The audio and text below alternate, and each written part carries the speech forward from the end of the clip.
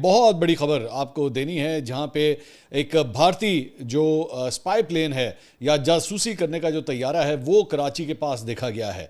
ये बहुत बड़ी खबर है, ये थोड़ी देर में इसकी डिटेल्स आपके साथ शेयर करते हैं। कि इंडियन फोर्सेस, ना सिर्फ इंडियन आर्मी बल्कि इंडिया की एयरफोर्स और इंडियन नेवी, ये तीनों मिल के म्यूचुअल प्रैक्टिस या म्यूचुअल ट्रेनिंग कर रही हैं, मिलिट्री एक्सरसाइज कर रही हैं पाकिस्तान के बॉर्डर के बिल्कुल करीब। इधर से पाकिस्तान आर्मी, पाकिस्तान फोर्सेस भी हाई अलर्ट हो चुकी हैं। और ये सिर्फ आम खबर इसलिए नहीं है कि आज से एक हफ्ता पहले राजनाथ सिंह, जो कि इंडिया के मिनिस्टर हैं, उन्होंने स्टेटमेंट दी थी कि जैसे 1965 में लाहौर में आई थी इंडियन फोर्सेस, वैसे ही सर क्रीक के रास्ते से कराची में इंडियन फोर्सेस आ सकती हैं अगर पाकिस्तान ने कोई एडवेंचर या मिस एडवेंचर करने की कोशिश। नाज़रीन इकराम, कल की रात इंतहाई अहम तरीन रात थी, क्योंकि भारत ने वादी लीपा में बिला इश्ताल फायरिंग की, सीज फायर टूटा।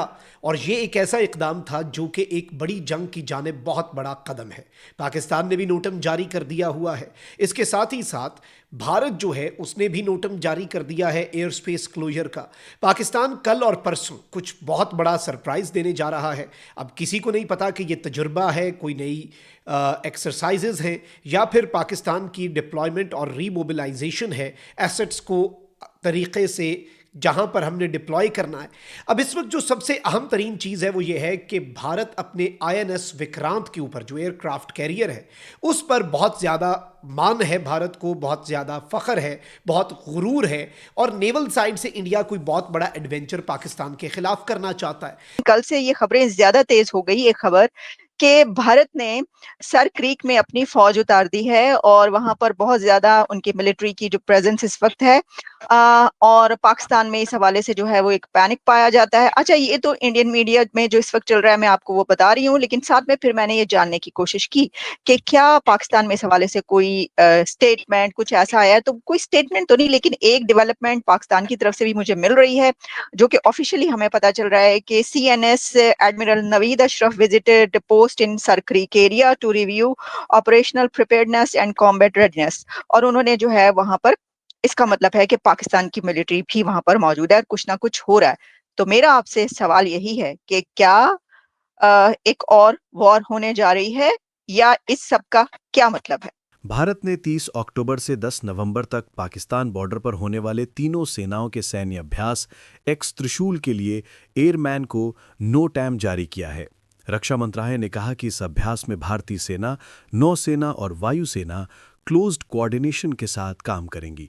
Satellite imagery expert Damien Simon ने एक्स पर भारत की पश्चिमी सीमा पर नोटैम के दृश्य साझा किए और क्षेत्र और अभियानों के पैमाने को असामान्य बताया। रिपोर्टों से संकेत मिलता है कि अभ्यास के लिए रिजर्व्ड एयर स्पेस 28,000 फीट तक फैला हुआ है, जो हाल के सालों में सबसे बड़े जॉइंट ऑपरेशनल ड्रिल में से एक है।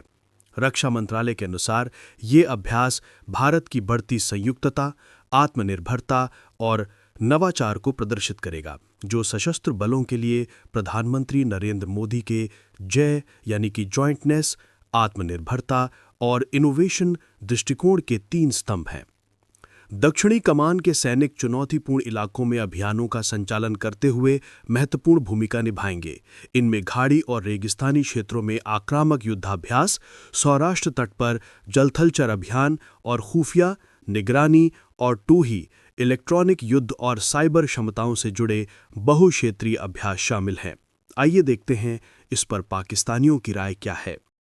अच्छा जी, अब आ जाएं जरा उस बड़ी खबर की तरफ जिसका मैं जिक्र कर रहा था कि जनाब भारत का एक जासूसी तैयारा जो है वो कराची के पास देखा गया है।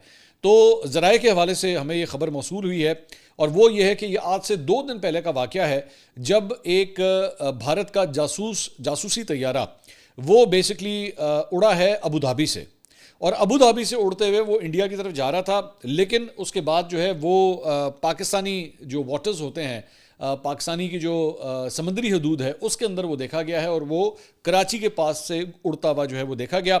लेकिन पाकिस्तान एयरफोर्स के जो रेडार्स थे, जो उनको चेक करने वाले आलात थे, उनको पूरी तरह इस बात के बारे में पता था, और जैसे ही उन्होंने उसे डिटेक्ट किया तो उसके बाद उसका जो सिस्टम है वो जैम कर दिया गया। हमारे पास जैमर्स मौजूद हैं और उसका सिस्टम जो है वो मुकम्मल तौर पर जैम कर दिया गया, और जैसे ही वो जैम हुआ है तो फिर वो वहाँ से भागा है। फिर उसने अपना फ्लाइट रूट जो है वो चेंज किया है, और उसके बाद ये बेसिकली भुज की तरफ, भुज एयरबेस की तरफ जो है, इंडिया की तरफ वो जा रहा था। लेकिन उसके बाद जैसे ही उसे खबर मिली तो उसके बाद जो है उसने अपना थोड़ा सा रूट चेंज किया और इंडिया वापस जाके उसने लैंड किया, लेकिन ये पाकिस्तानी समुद्री हदूद के अंदर जो है वो दाखिल हुआ है।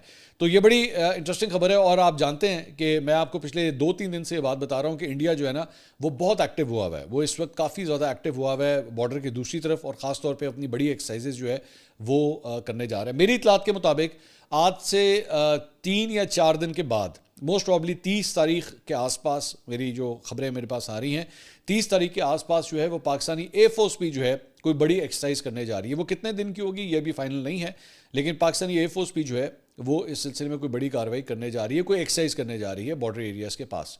तो इससे पहले जब पाकिस्तान और भारत के दरमियान जंग हुई थी तो उससे पहले भी जो है वो नोटैम्स वगैरह जारी होना शुरू हो चुके थे। पाकिस्तान की पाकिस्तान की पैदल फ़ौज और पाकिस्तान की फ़िज़ाइया दोनों की जानिब से जो है वो एक्सरसाइजेस का सिलसिला शुरू हो गया था। मुझे आज भी याद है कि सैदू शरीफ का जो एयरबेस है वहाँ पे उस एयरपोर्ट है उसे जो है वो एक्टिव किया गया था। स्कर्दू के एयरपोर्ट के ऊपर जो है वो पाकिस्तान एयरफोर्स के लड़ाका तैयारों ने लैंड किया था, और साथ ही साथ गिलगित के अंदर भी। तो ये एक्टिविटी अब फिलहाल नॉर्थ की तरफ तो नहीं, लेकिन एक्सपेक्टेड है कि शायद साउथ की तरफ जो है पाकिस्तानी एयरफोर्स जो है वो ये एक्टिविटीज़ करने जा रही है। सो ये बड़ी डेवलपमेंट है जो पाकिस्तान और भारत के दरमियान हो रही है। अब INS विक्रांत के लिए this can be a very big nightmare. और इसमें मैं आपको ये बता दूं कि चाइना की जो सैटेलाइट नेविगेशन सिस्टम है, एक्टिव रडार सीकर और इमेजिंग इंफ्रारेड टर्मिनल सीकर जो होता है, फिर इवन इसकी जो सर्कुलर एरर प्रोबेबल इसकी एक्यूरेसी है वो लेस देन 5 मीटर्स है, यानी बहुत एक्यूरेट है। और ये हाई वैल्यू नेवल टारगेट्स जैसे कि एयरक्राफ्ट कैरियर्स हैं उनके लिए ये डिज़ाइन किया गया है ये मिसाइल, जो JF-17 के ऊपर लगा के लाइक INS विक्रांत। और इवन चाइना ने अगर डिजाइन किया तो it's not just for India's aircraft carrier, high value naval targets के लिए this is the most important thing ever. और इंडिया का जो INS विक्रांत है जिसे 2022 में कमीशन किया गया था, और ये 30+ एयरक्राफ्ट जो हैं उनकी इसकी कैपेसिटी है, और ये मैरीटाइम स्ट्राइक, पावर प्रोजेक्शन, और बड़ा इसका बेहतरीन इंडिया ने रोल जो है वो डिज़ाइन किया हुआ है। लेकिन इंडिया के लिए ये बहुत ही ज़्यादा प्रॉब्लमैटिक हो सकता है पाकिस्तान का ये move, and Pakistan has a lot of cards जो कि अभी हम पब्लिक कर भी नहीं सकते। लेकिन ये चीज़ आप ज़हन में रखिएगा कि पाकिस्तान नेवी तैयार है, पाकिस्तान एयरफोर्स इंडिया को तुन के रखने के लिए तैयार है, और जो ट्राई सर्विसेज ये अपनी मशक़ें कर रहे हैं ना, इनकी डेट है 30 अक्टूबर से 12 नवंबर तक। इनकी ये 12 दिन की मशकों पर जो पाकिस्तान ने 2 दिन में डिप्लॉयमेंट्स करनी है और कुछ तजुर्बे करने हैं, और जो पाकिस्तान ने करना है, पाकिस्तान ने नोटम जारी किया 28 और 29 का, कोई लंबा चौड़ा मजाक इधर उधर की बात नहीं। ये 28 और 29 का पाकिस्तान ने लंबा चौड़ा जो है ये इस वक्त कोई लंबा चौड़ा इंडिया के 12 दिन है, हमारे 2 दिन है। खबर आपको बताई है, ये बड़ी ऑथेंटिक और बड़ी हैरान करने वाली खबर है कि इंडियन फोर्सेस, और ये हिस्ट्री में मेरे ख्याल से 30-40 साल बाद ऐसा हुआ है कि इंडिया की एयरफोर्स, इंडिया की आर्मी, इंडिया की जो मिलिट्री है और नेवी है, तीनों मिलके ड्रिल कर रहे हैं, मिलिट्री एक्सरसाइज कर रहे हैं पाकिस्तान के बॉर्डर पे। से भाई मैं तो ये कहना चाहूंगा कि पाकिस्तानी जो गवर्नमेंट है उनको चाहिए कि जंग की जान छोड़ दें। अच्छा। जंग हमने बहुत कर लिया, जंग जो हमारे मुल्क में हो रही है, बेरोजगारी की जंग हो रही है, गुर्बत की जंग हो रही है, महंगाई की जंग हो रही है, उसको खत्म करें आके, ना कि बॉर्डरों पे जाके लड़े। पहले हमने इंडिया के साथ जंग की, फिर हमने अफगानिस्तान के साथ जंग की, अब फिर हम इंडिया के साथ जंग करने की तैयारी पकड़ रहे हैं। तो ये भी तो कर रहे हैं ना, दोनों साइड से हो रही है, जो भी हो रहा है। लेकिन मैं तो अपनी गवर्नमेंट को कहना चाहूंगा कि भाई खुदारा जंग से दूर रहे। मैं तो इंडिया की गवर्नमेंट को भी दोनों साइड पे कहना चाहूंगा, क्योंकि ये मेरा हक है, मेरा फर्ज है कि मैं अपनी राय दे सकूं कि भाई ना वो जंग की बात करें ना हम करें, लेकिन दोनों साइड से बात की जा रही है। असल में देखा जाए तो पाकिस्तान जो इंडिया है, ये दोनों मुल्क आपस में बहुत लड़ते हैं आपस में, ऐसे ही और बड़ी देर से लड़ते आ रहे हैं। 1965 से लेके 1971 की जंग हुई, 1965 की जंग हुई, अभी भी लड़ रहे हैं। तो मैं तो ये कहता हूँ कि आप जंग से दूर रहें। हमारे मुल्क में इतने बड़े मसाइल हैं, हमारी गवर्नमेंट को चाहिए वो हल करे, ना कि बॉर्डर पे जाके जंगे लड़े। हमें जंगे नहीं चाहिए, हमें खाने के लिए रोटी चाहिए, हमें खाने के लिए सामान चाहिए, चीजें चाहिए। तो आप जो कुछ कर रहे हैं बॉर्डर पे जाके, उससे हमें मुल्की में नुकसान हो रहा है हमारे। दोस्तों, PIB की एक प्रेस रिलीज के अनुसार इस अभ्यास में स्वदेशी प्रणालियों के प्रभावी उपयोग, परिचालन प्रथाओं में आत्मनिर्भरता के अनुप्रयोग का प्रदर्शन और उभरते खतरों और आधुनिक एवं भविष्य के युद्ध की विकसित प्रकृति से निपटने के लिए रणनीति, तकनीकों और प्रक्रियाओं को परिष्कृत करने पर भी ध्यान केंद्रित किया जाएगा।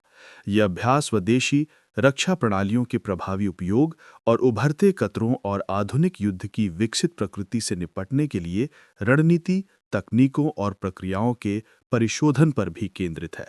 पीआईबी की विज्ञप्ति में कहा गया है कि कुछ दिन पहले जब देश दिवाली और उससे जुड़े उत्सव मना रहा था, उसी दौरान दक्षिणी कमान के सैनिकों को ऑपरेशनल एरिया में तैनात किया गया था, जहां वे आगामी त्रिसेवा अभ्यास एक्स त्रिशूल की तैयारी के लिए कठोर प्रशिक्षण ले रहे थे।